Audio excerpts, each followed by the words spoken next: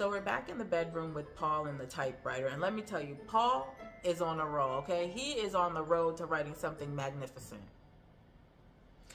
Okay, so Paul is just over it. He doesn't want to do it. So he decides to put some random nonsense on the page to give to Annie to get her out of his face. But we're talking about Annie D. Nurse Wilkes. She's not going for none of that. She immediately comes back in the room and tells him, absolutely not, Paul. This is some bull crap. You need to start from where you ended with Misery's child, with her in the ground. You're not going to try to scapegoat your way into another story. So Paul's like, damn it.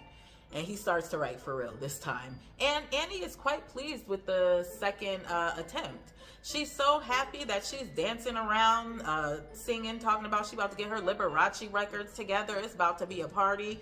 And Paul is like, bitch, shut up. So Paul decides to take this opportunity to kind of manipulate Annie again and invite her to dinner with him to celebrate Misery's return. And she is ecstatic. She's just like, oh, dinner with Paul Sheldon. So she runs off and puts on her best Little House on the Prairie dress to meet Paul for dinner. Now, Paul had something up his sleeve, though, better yet in his pants, where he'd been keeping them pills that he had pulled when he left the room the first time. So he made a plan, a little makeshift cup. He was opening the pills and dumping the powder residue into it.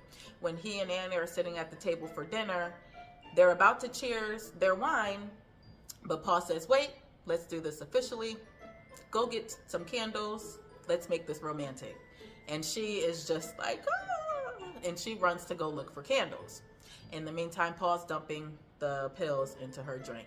Now, I feel like it's always been up to debate if she knew that he put something in her drink, because when she comes back, she lights the candles, they go to toast, and she knocks it all over the table. And I mean, she even lifts up the little goblet from the bottom half, like, oh no, it looked like she shook it a little bit just to make sure ain't nothing in that cup. Annie knew. She knew. And Paul, poor Paul. See, this is the face of just giving up. I am just through.